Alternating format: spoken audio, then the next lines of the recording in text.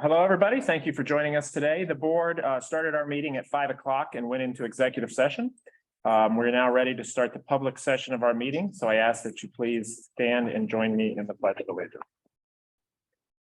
I pledge allegiance to the flag of the United States of America and to the republic for which it stands, one nation, under God, indivisible, liberty and justice for all.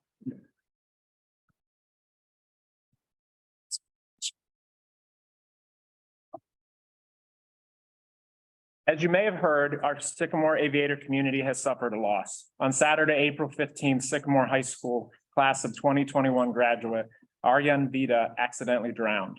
He was a sophomore at Indiana University. Aryan was an important part of our Sycamore family and will be deeply missed. Please join me in a moment of silence in memory of Aryan.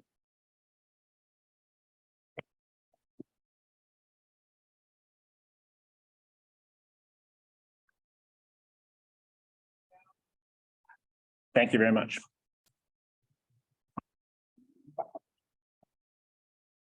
As we begin our meeting today, I'd like to remind everybody that the board of five is we're elected individuals that represent our entire community. We use our mission and vision to guide us, and our mission is to create a culture of academic excellence through inclusive and innovative learning opportunities. And our vision is to empower all learners to reach their full potential in a globally competitive world. I need a motion for the approval of the agenda, which includes addendum personnel consent agenda 2J. So moved. Second. Mrs. Weber? Mrs. Bitter. Aye. Mrs. White. Aye. Mr. Comerford. Aye. Dr. Steger. Aye. Mr. Ballard. Aye, the agenda is approved. I need a motion for the approval of the minutes. So moved. Second. Any comments, corrections from the board? Mrs. Weber, please call the roll. Mrs. Bitter. Aye. Mr. Comerford. Aye. Dr. Steger. Aye. Mrs. White. Aye. Mr. Ballard. Aye, the minutes are approved. The board had the opportunity just prior to our meeting tonight to be entertained by the Sims players. It is one of our favorite presentations that we get to see. So I'd like to thank the Sims players for the opportunity and invite our community to see their production. I think they said it was May 5th through the 7th. So it was a fantastic presentation. So thank you very much. Mr. Lewis, I'll turn it over to you. Thank you. Unfortunately, our two state placers, they are extremely busy people and last minute were unable to attend. But instead of trying to reschedule with May and then the end of the school year coming, I thought it would be nice, and I'll go and recognize them at school. I'll make sure that they get their certificates that we were going to present to them. But just want to mention their accomplishments again. First was Eugene Harney. He was our state champion at the 150 pounds. But he was a first time for Sycamore Wrestling's first ever 3-time state placer. 4th, 3rd, and now 1st. So I'm glad he skipped over 2nd. I feel like Eugene's been around a long time. So when I was talking to him at prom, I said, what are you going to do? And he's like, I'm back for another year. I thought he was a senior. So Eugene made me some promises about what his accomplishments are going to be next year. And he promised me that we will not lose every game in football next year. So he has lofty goals for next season. So it was a great conversation at prom. He looked great. All the students did, but it was nice to have a few minutes with him. But he led the team in all categories this season: wins, pins, most team points, and most takedowns. I can tell you, luckily Eugene's never taken me down, so I appreciate that. And he's currently 10th in Sycamore wrestling history in total career wins. So I would expect that he'll move up that list next season. So And then Manny, our Bobby, he was our state champion shot putter in the winter track season. And remember, he finished second last year and got to finish first this season through hard work and dedication. 58 feet was his throw. So pretty awesome, but probably even more impressive when I got to hear about where he's headed. He's attending and competing for Cornell University next season. So congratulations to both Manny and Eugene for their accomplishments.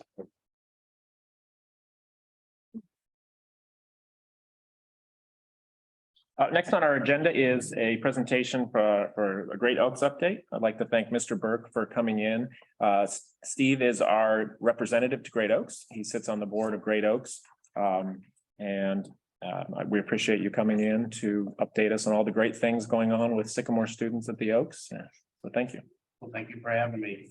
So actually just a little bit more on Eugene. He actually came to Operation Give Back and spoke to all the students, and he was before the end of the thing, he's actually signing their arms and stuff like that. So it's a great opportunity for both the kids to see that and inspire to, for excellence and stuff like that. So anyway, let's just report an update. I know it's been just about a year since I've been here. Recently, they had the DECA competition at state, and these are many of the place winners for the different schools in competing. And then you go to the next slide, and that is our group right there. There's actually 26 students heading to international competition this coming weekend in Orlando. So congratulations to them. It's a great program and good things to come. So hopefully we'll have a good weekend.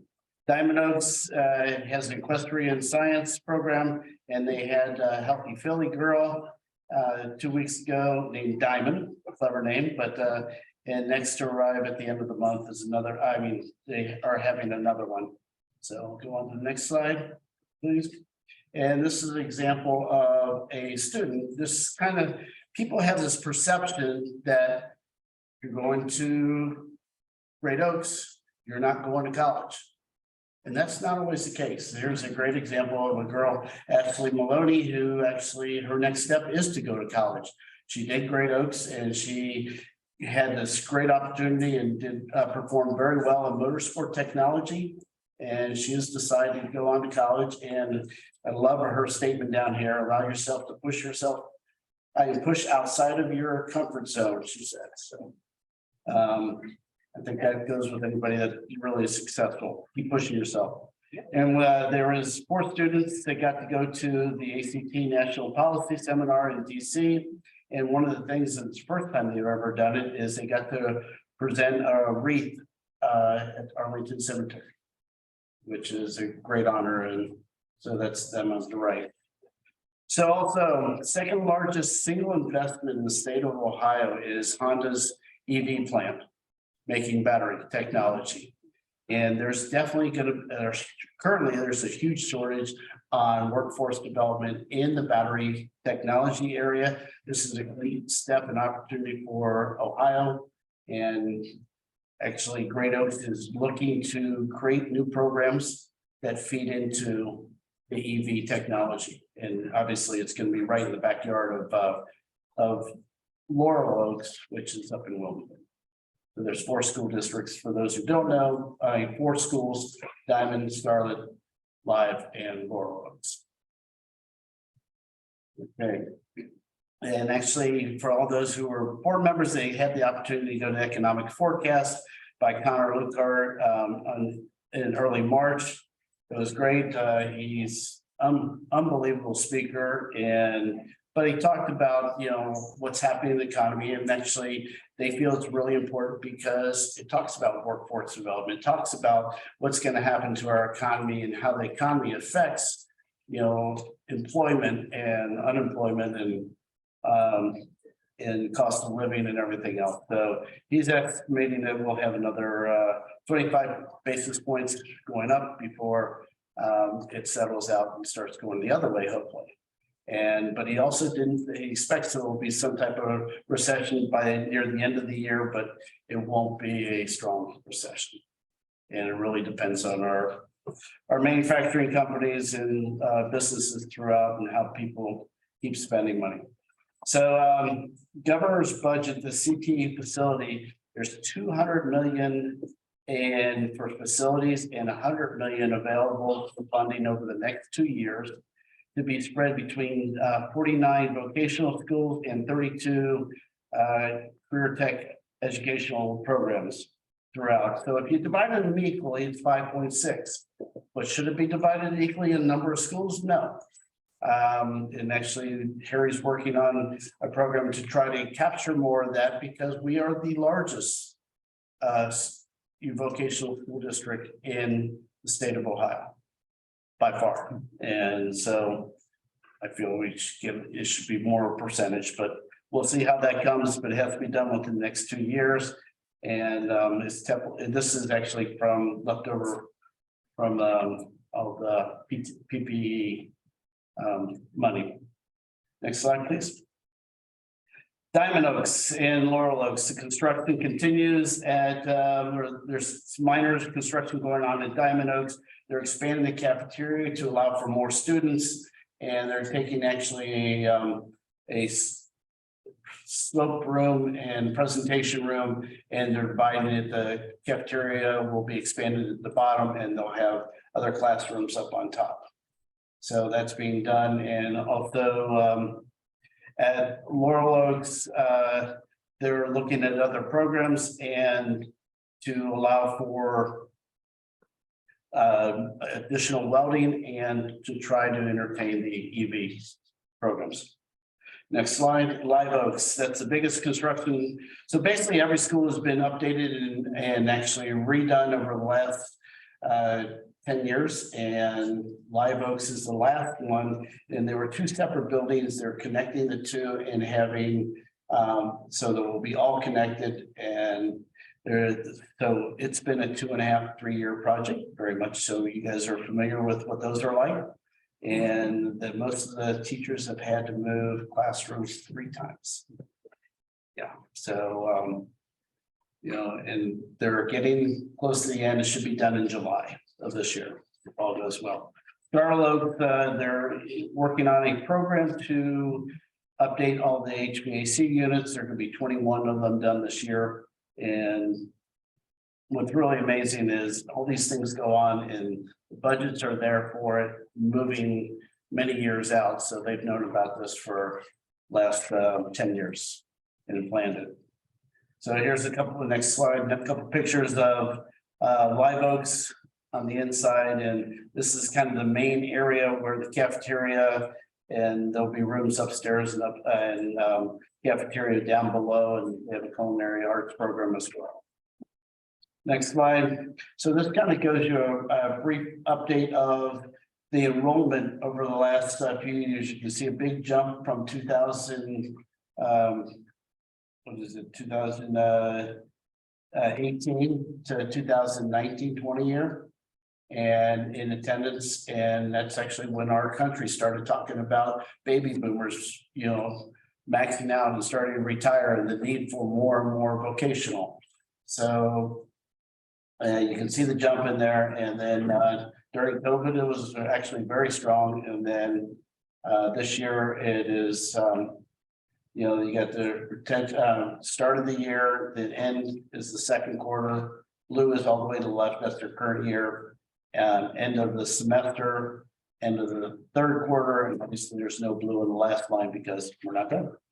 Steve, would you be able to get some trend data for like, not like Great Oaks, you know, year after year, not only for Sycamore, but just back further? I would just like to see some trend data to see how far they've come. And I know they've changed things a little bit from what I know people think of the traditional, like when they were in school, here's what vocational school meant. And I know that's not what Great Oaks is anymore. And they've really diversified their offerings. And I would just like to see the impact to it, but also it always is interesting to see Sycamore numbers compared to that. But 2016 was the largest year, actually go back, was the largest year ever. And actually this year, the the expected, the final tally at the end of the season will be the largest, but next year's incoming is by far the largest. They actually unfortunately had to turn down 600 kids, and Harry did not like that whatsoever. Wow. And they also, for the first time, did not do it on first come, first serve. They did it on random based on the classes. You know, they put them all in a pool and randomly selected, and, you know, typically most classes are 25. For programs, some of them they've actually created a second one, but then they have a problem with lab space they're trying to utilize. So slide, please. So this is 2000, actually, I was not showing up there. This is 1920. So the slides were, that one tab is wrong, but yes, 2019-20. And look at the near the bottom, juniors 23, seniors 24. And for kids that mostly they're special needs kids that do not you know, with the further diploma, and the kids are not finished. And but then you look at gateway technology. So that's what's being done in the junior high program to get them interested in different technology stuff. And then you have DECA, which is the business program at 156, and teaching profession at the high school at 52.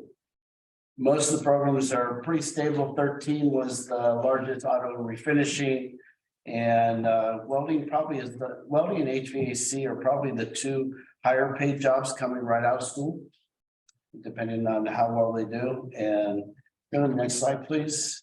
And so if you look down, you went Gateway Technologies went from 229 to 219. You'll see this drop every year. And not sure why, but I don't know if it's a teacher issue, and I'm putting all this together. It definitely intrigued me because I just got these yesterday. And the business DECA went up from, or basically at 156 to 192, and teaching went up from 52 to 58.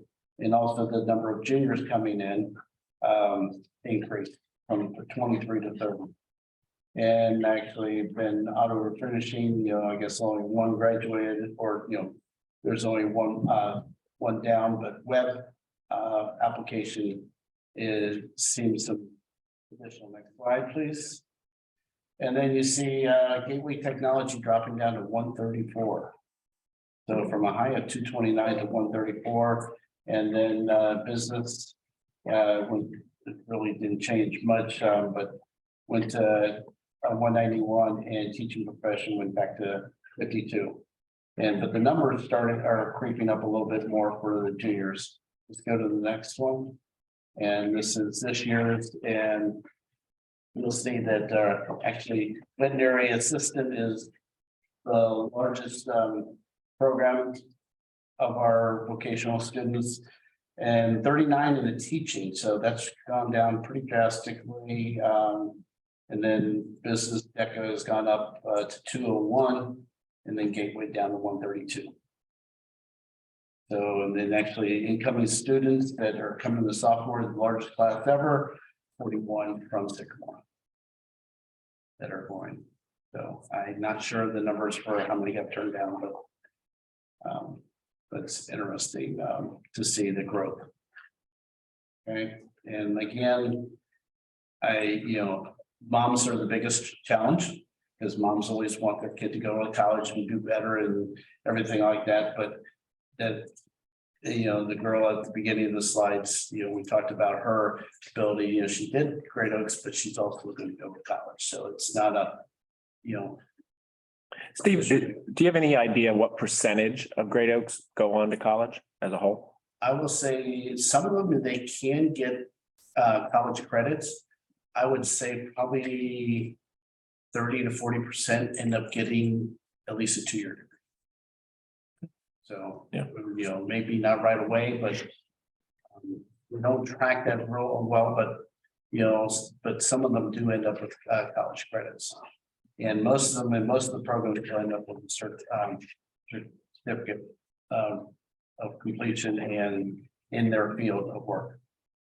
But Steve, could you also talk about how a lot of the programs that they're doing in the high school, they're gonna have jobs after high school. Yeah. They might not go to college, but they're gonna be working. They're gonna be working, they're like the welders, they easily can be making, you know, 6 figures within 1 or 2 years. And there's also an ad on the way, walk by coming here about an HVAC company offering people to start $41 to $45 an hour. And that goes up pretty quickly. And if you get certain certificates, you can be up to 50 in less than 6 months, and they'll train you in those areas. So it gets them a boost, and I will tell you, the other thing it does is makes them real accomplished to be able to manage things around their house. It saves them money.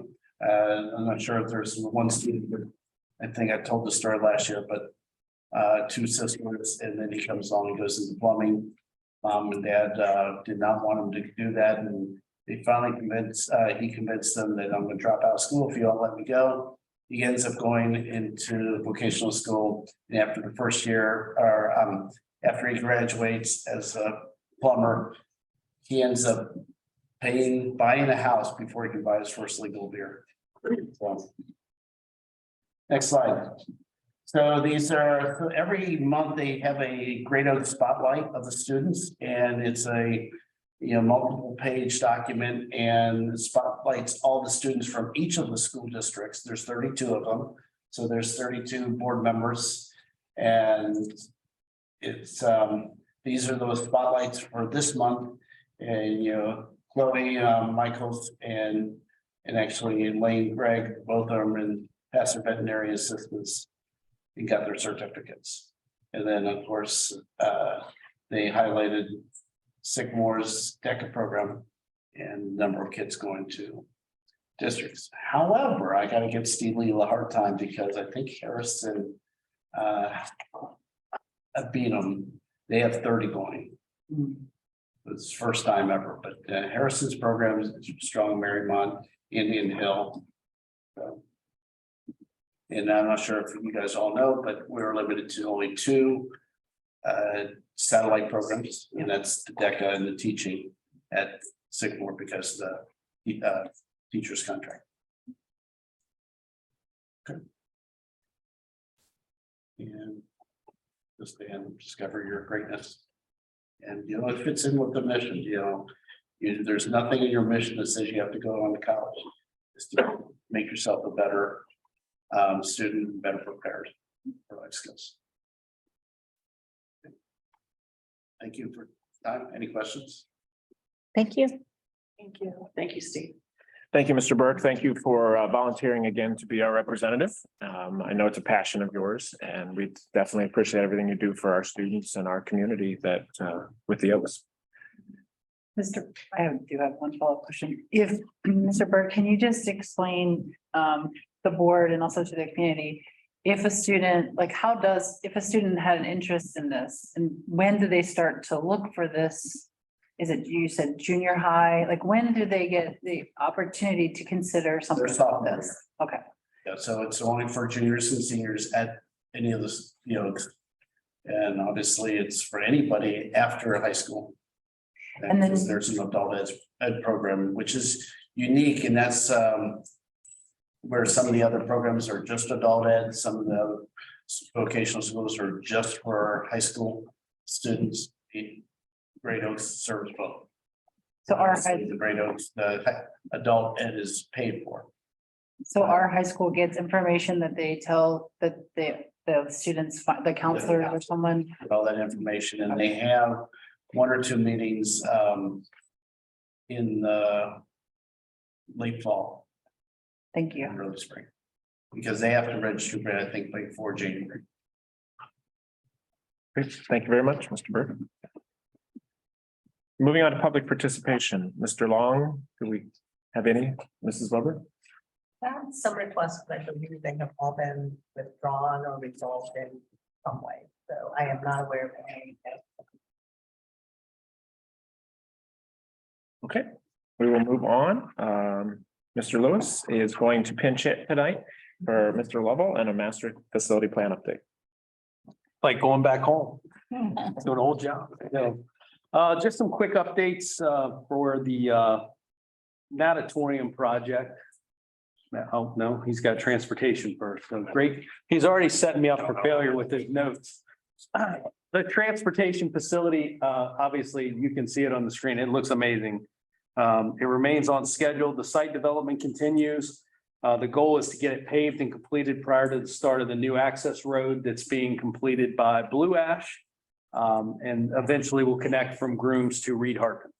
So, not much else to say about it other than there's a lot of excitement and, appreciate the patience of our transportation department being on a temporary facility for 2+ years, and still getting it done every day, with bus driving shortages. So next slide.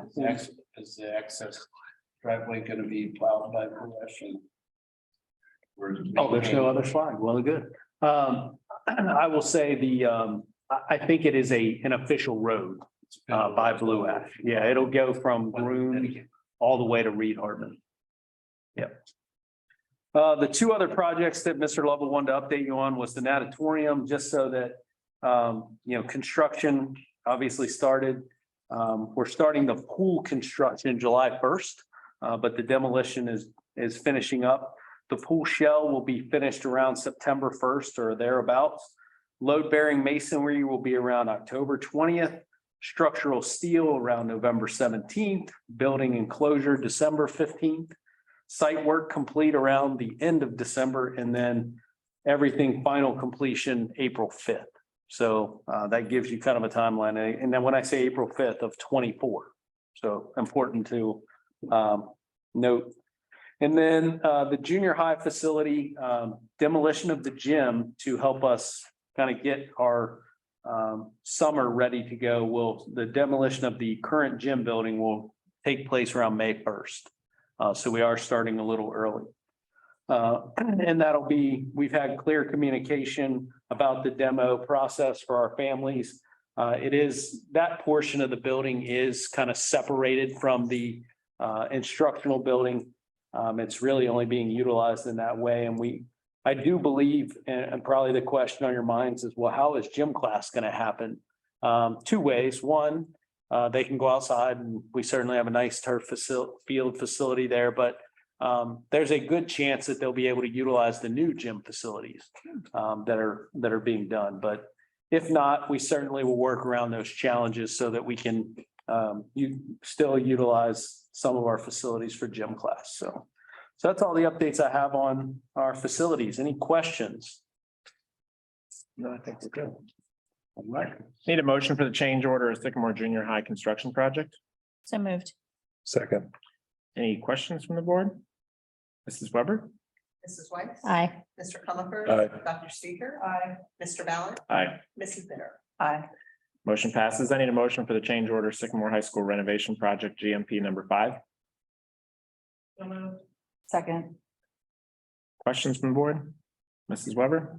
Dr. Seeger. Aye. Mrs. Bitter. Aye. Mrs. Weiss. Aye. Mr. Ballard. Aye. Mr. Comer. Aye. Motion passes. I need a motion for the approval of the contract with Garland DBS Incorporated Sycamore High School roof replacement project. So moved. Second. Mr. Lewis, any comments from this one? Just a continuation of our roofing plan at the high school. So Any questions from the board? Mrs. Weber?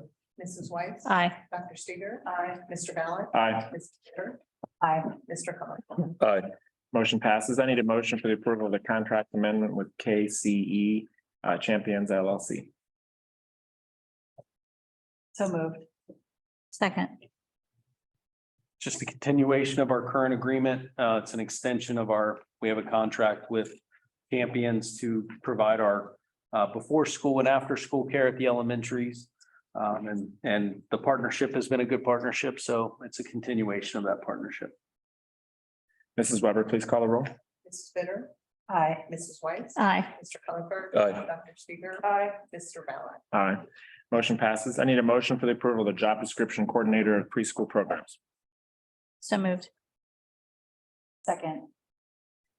This job description that we're bringing forward is really, if you recall, we hired a Warren County ESC employee to get through the year and really to stay in compliance with the requirements of preschool. And I think what we realized is two things, which, you know, we wanted to evaluate before we made a permanent hire, is that we certainly support having a permanent hire that's on our staff to supervise the expanded preschool that was part of our master facility plan. But the other thing is that we did not believe that it needed to be a year-round position. So we're looking at a 215, which is very equivalent to like our assistant principal type position in our district, or a coordinator type position like this one is listed. So it is consistent with those things. And I think the biggest concern that I heard from Mrs. Spencer and Mrs. Belfram, who help lead this work out of the Office of Student Services, is that compliance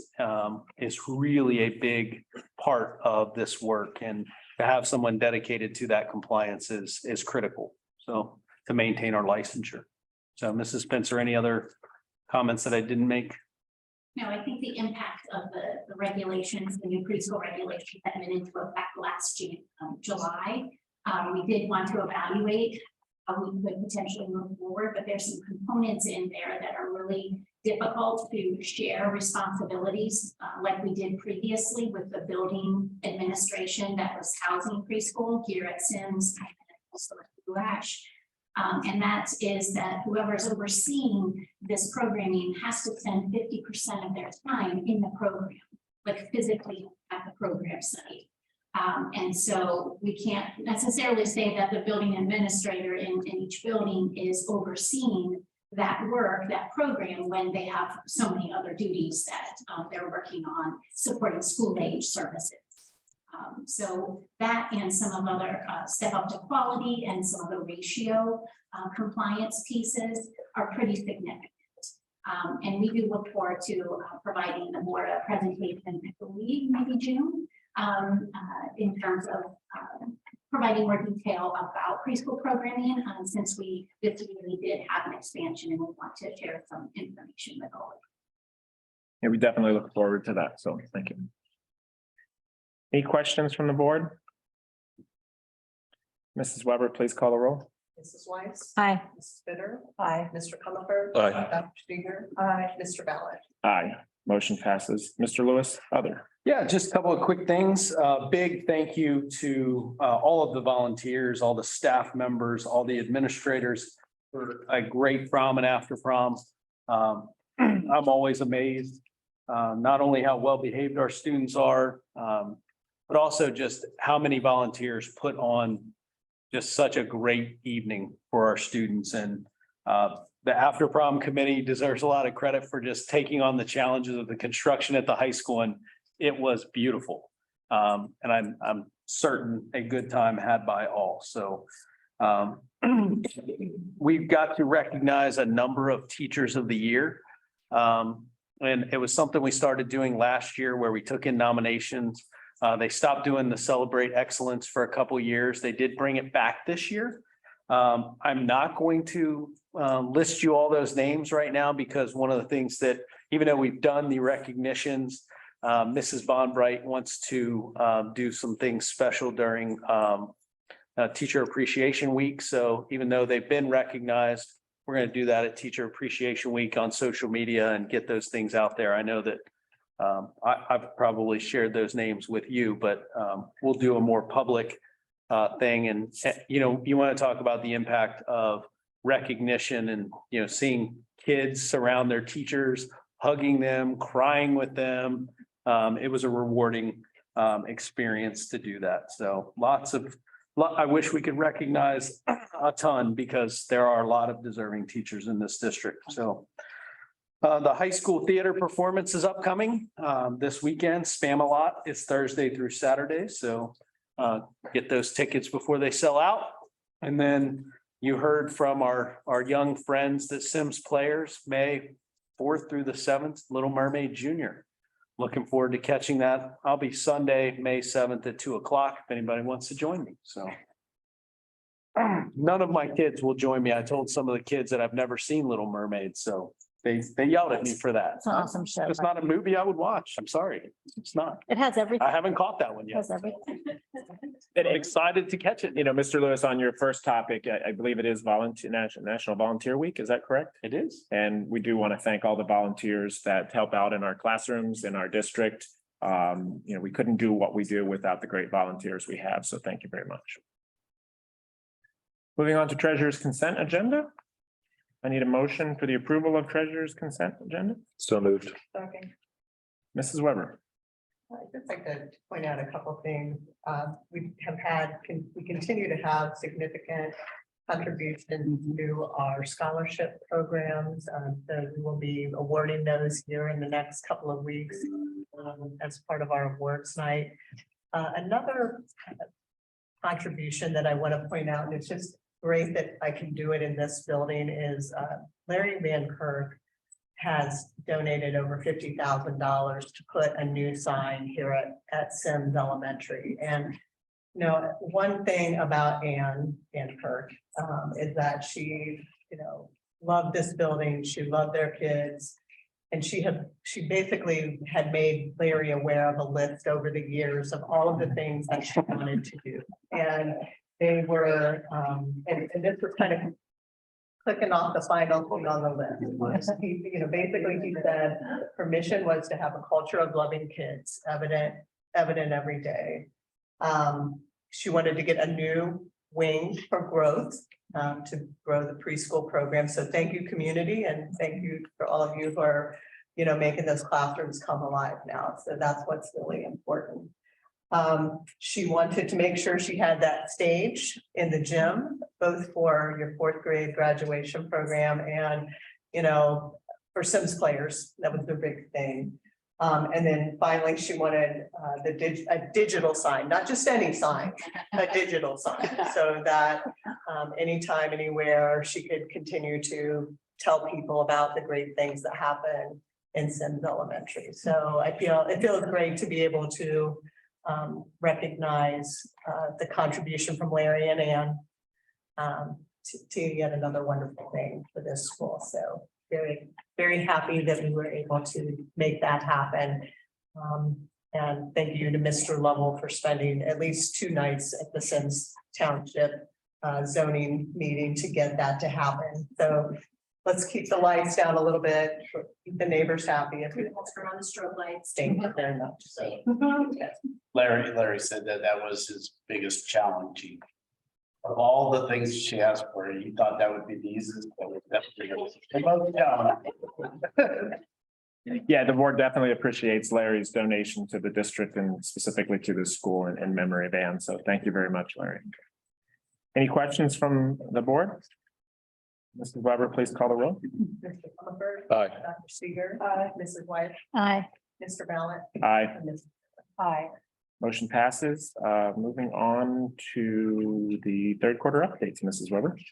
Move to the next slide, let's go on. We're into the third quarter already, one more quarter to go. There's probably one more report from me on the finances of the district. We'll give you just a quick overview of a few things, highlights from the last quarter. For the general fund, our main operating fund, on the master facility plan. We've been talking about our child nutrition plan and making sure, our program, and making sure that you have up-to-date financial information on that program, and then what's coming up in the fourth quarter. So go to the next slide. The big thing that I have to report on in the general fund is we, in March of 2023, we received our final real estate collection for this year. We're about $1 million below where we had estimated at this point in time. You know, got to do some digging with the county auditor to see if that was delinquencies, if sometimes it's just timing with collections, but I'm not overly concerned from the point of this year's overall revenue because we're outperforming in other areas, in particular investment income.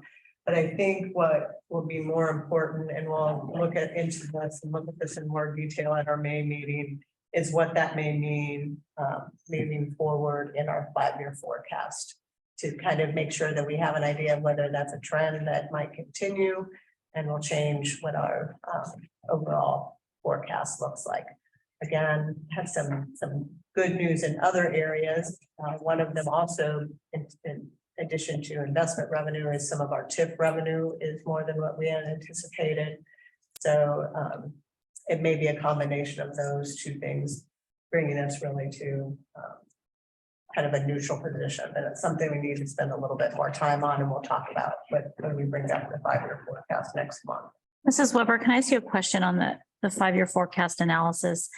It looks like we're 2.6 million lower on all of the revenue from local sources, taking out the real estate one. Do we have an explanation for that? TPP. Which one? All of the revenue? Okay, from the 5-year forecast, we're about correct for right now, but we still have some significant income we'll be collecting in that area of the budget. Okay, thanks. So we still will have investment revenue for the remaining quarters, and we still have TIF revenue coming in from Montgomery and Sycamore Township. So I think in the end, by the end of the fiscal year, we'll be okay in that category. Okay, thank you. All right. Next slide. Update on the master facility plan. We are 98.8% of our budget is obligated at this point. So basically, what's left is primarily contingency funds that are available should we need to have change orders or things like that to finish up the project. On the Always an Aviator front, see that we've made significant progress, not just in getting pledges for our projects, but also for collection of those projects here in the last quarter. I have been informed by the Greater Cincinnati Foundation that Mr. Seeger has also made another $2 million distribution to our Always an Aviator fund for the natatorium. So he has completed his 2023 obligation. So that's great. Also received notification that the boosters are earmarking $15,000 to the natatorium project. So they're getting very close to fulfilling their obligation for that project. You know, overall, we continue to just monitor to determine if and when we would need to use any more cash reserve to complete the project. If that's the case, it's been up in a conference this week and continue to hear from different districts and other of my colleagues that their prices are coming in 30% more than what they had in their bond issue just, you know, maybe a year ago. So we are still so fortunate to be able to get everything completed that we're getting completed across the board. So any questions about the master facility plan? No, somewhat related. Do we have an update on the fundraising for the locker room near the I do not. stadium? The shell of the stadium, Mr. the Lewis, shell of the locker room. Mhm. you. I will just say I will have a better update for you after the upcoming booster meeting. Just because we had a April 30th deadline on that, correct? That's where we can move forward. Okay, thank you. Next slide. We are about break even in our child nutrition program, with continuing to have a healthy cash balance. So what a difference a couple of years have made with some of the federal funding that we were able to receive to help us get through COVID. Really good news. And I know that Mrs. Warren has made some investments in our new buildings, utilizing her funds as opposed to bond issue funds to make some improvements that were helpful. So she's continuing to look for those opportunities and leaving things in a really good place for our new child nutrition director that I hope will approve here later in the meeting. Bye, Mr. Long. So what's coming up, as I noted, we'll have approval of the 5-year forecast at our May meeting. Mrs. Moore and I are working diligently on the 23-24 budget process.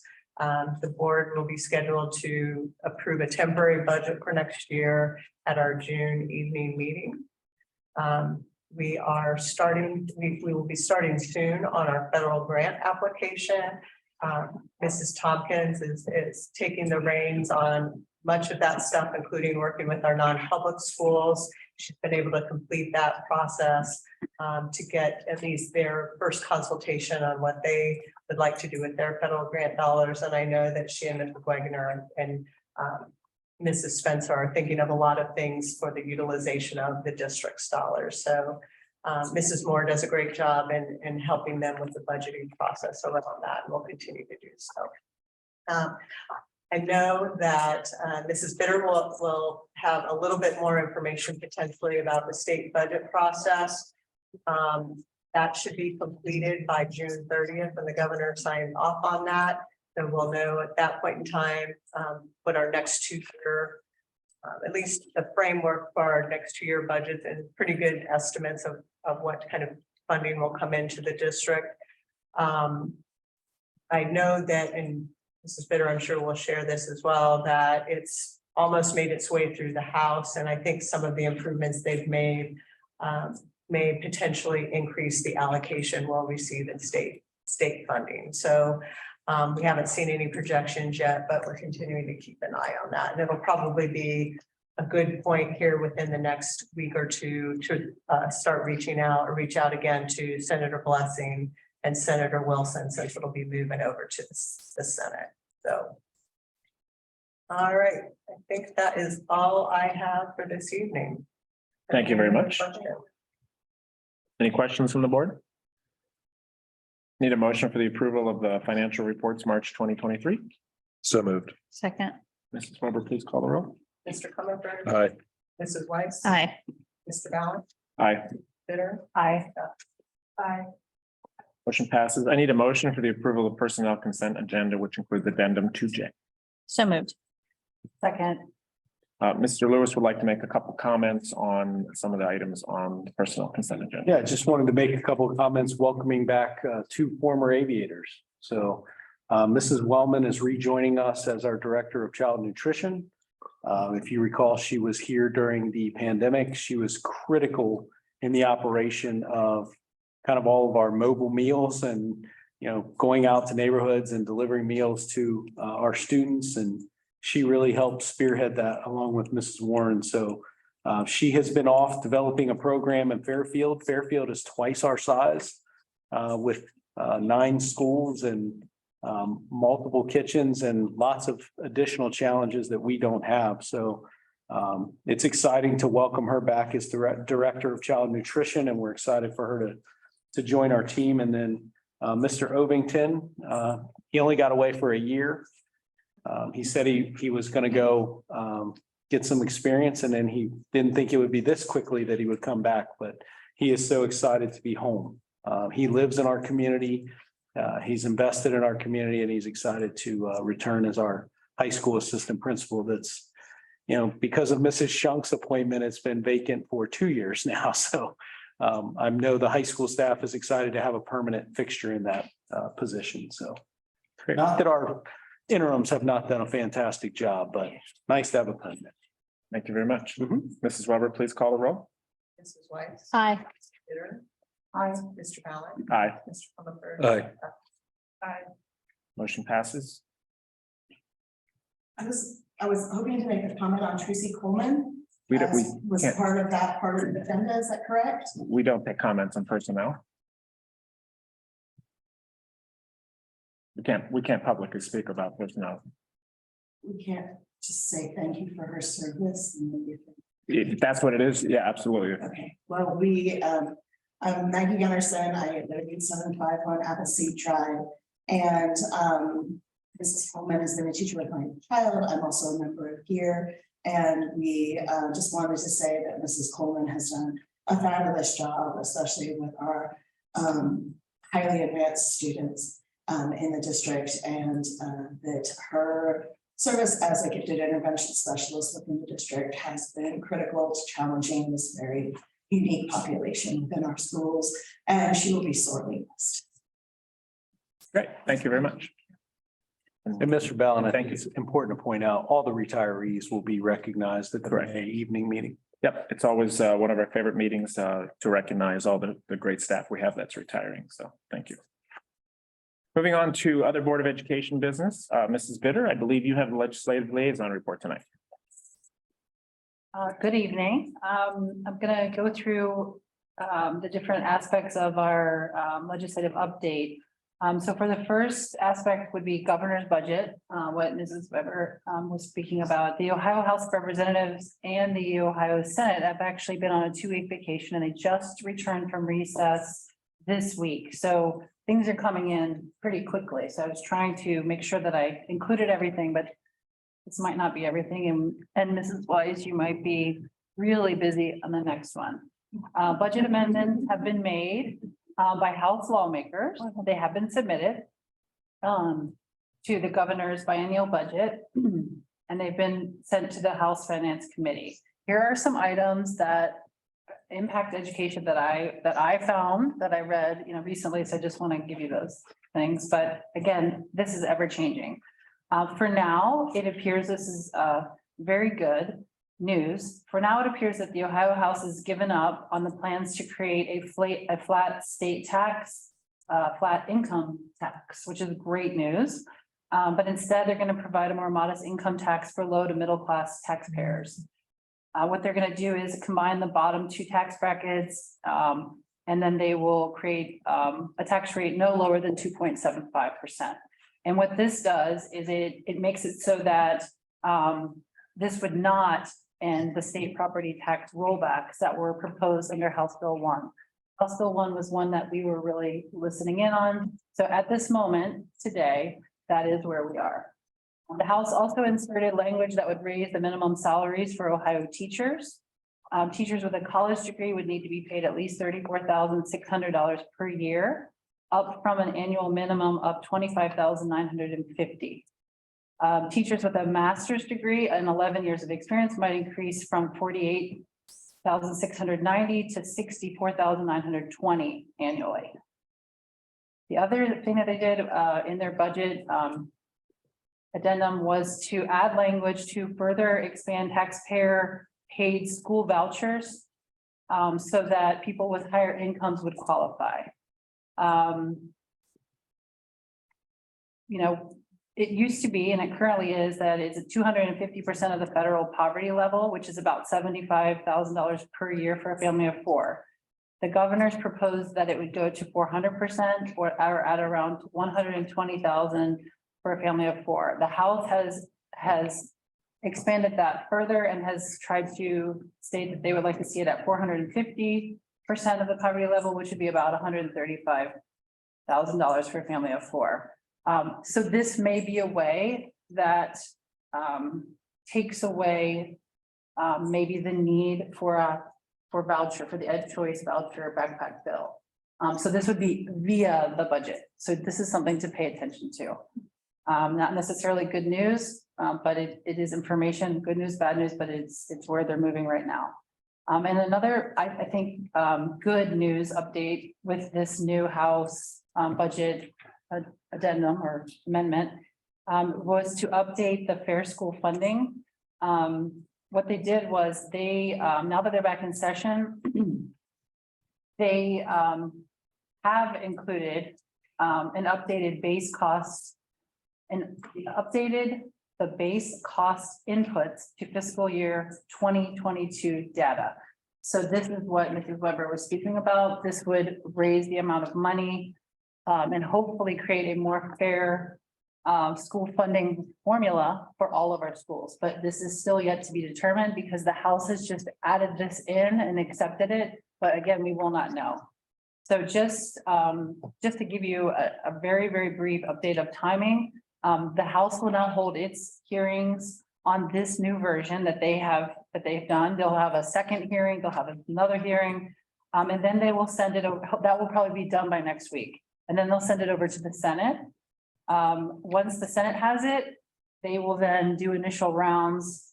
They'll do a second and a third round of modification. So this is where we will want to definitely meet with our senators as a school district. And then sometime in mid-June, they will reconcile the House and Senate differences, and then they will send it over to the governor, and the governor will sign it by the end of June.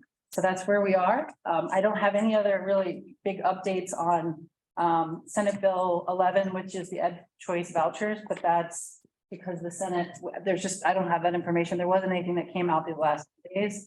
I will say that for Senate Bill 1, there's now a House Bill 12, and this is related to the State Board of Education. The State Board of Education did weigh in and say that they do not want for the governor to take this, to take this office or this body. And they do not want, this to take its powers away. But ultimately, really, Senate Bill 1 is a top priority for Senate, and it's also a top priority for the House. So it's very likely that the State Board of Education will go in that direction. So that's my update. Thank you very much, Mrs. Bitter. But I don't think you get a break here. I believe you're also doing our Sycamore Advisory Commission report update. Say thank you to Mrs. Bitter for filling in when I had an obligation I had to fulfill for my family obligation. You're welcome. I am going to provide you with the SAC meeting update, which took place on April 10th. At the meeting, I gave them an update from our board to them. I let them know about the Alumni Development Coordinator job description that we brought up at our March 15th meeting. I thought that was something important that they would want to hear about. I let them know that every evening meeting, we are doing a legislative liaison report, and that they should absolutely, watch those because we want them to understand the legislative impacts on our district. I also let them know about the April 5th meeting where we finalized our policy review and revisions with the OSBA, and we let them know that they're complete so that they have an understanding that the policies are completed and they're currently on our website. From their angle, they had always an aviator report. They've been looking at ways to help the fourth graders in the different elementary schools have a better transition to the green school, and just trying to find ways to help them feel like an aviator and feel ready to go. And that was a great discussion, and we had a great presentation on that. And they came up with a lot of great ideas, which I'm sure they will be sharing to the schools. They also had, as they always do, they had a lot of great updates from the different community members, from the different cities and municipalities that we have in our district, and just a couple of things to note that they pointed out, that the junior high is going to be having a one last, take a look type of day coming up on April 29th. So if you'd like to go there from 10 a.m. to 2 p.m., go take a look at the school because we'll have a new one next year.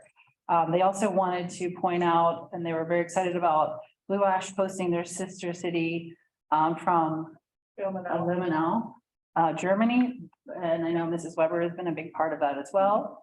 And then the big thing that they're doing in SAC is they are updating their bylaws, which, by the way, their bylaws are on our website. So if you'd like to see what their bylaws are, you can always see them, but they are, as a committee, updating those, and they've been working on that. They're also taking new candidates for SAC, which is something that they do regularly. So they're in the process of that. And then they're also voting on new officers in their upcoming meetings. That's SAC. Thank you very much, Mrs. Bitter. Business Advisory Council update. We had our quarterly meeting on the 29th of March. And really, there were three main topics that were discussed. There was a presentation on the strategic plan, which was really focused around how the Business Advisory Committee can help the school district around the V part of our AVES acronym, which is Vibrant Community Partnerships. There was a discussion on the starting of the internship and mentoring program at the high school, which is just getting underway. Probably something that we'll bring before the board for a presentation here in the near future as well. We do have new leadership on the BAC. It was Steve Burke, Christine Vallenhauer, and Walter Spiegel. And they are now starting to take over the agenda for our meetings, the planning of the agenda with our meetings, working with Mr. Lewis. So thank you very much to the Business Advisory Council.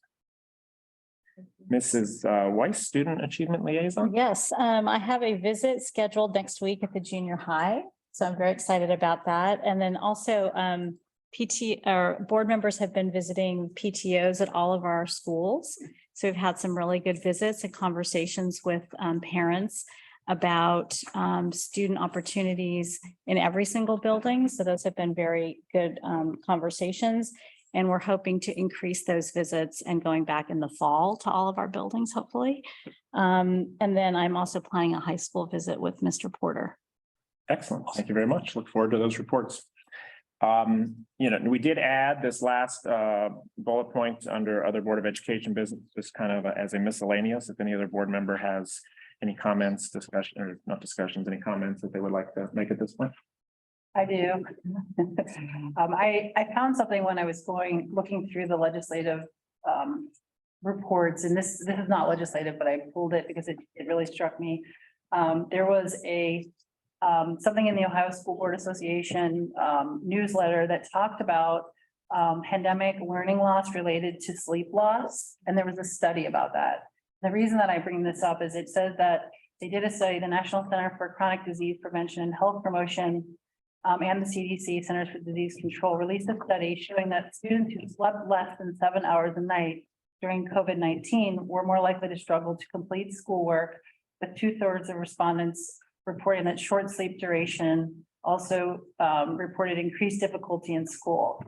And it really goes into explaining how short sleep duration is found to be related to poor mental health.